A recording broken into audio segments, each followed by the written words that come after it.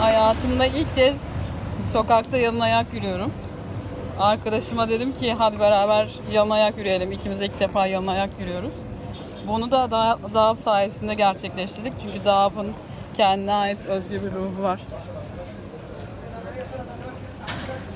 Şöyle akşam vakti.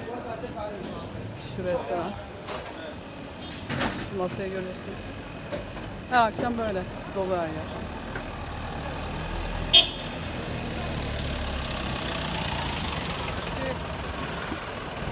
So Imo, how do you feel to walk barefoot for the first time? Yeah, it's very good. Really? Me Did you like? encanta, me encanta estar Me encanta. contigo, sí, claro. ¿Te canta? Sí, me encanta. Genial. Vamos ya a preparar todo, pero juntos. Ya, ya, sí. Ya. Gracias mucho.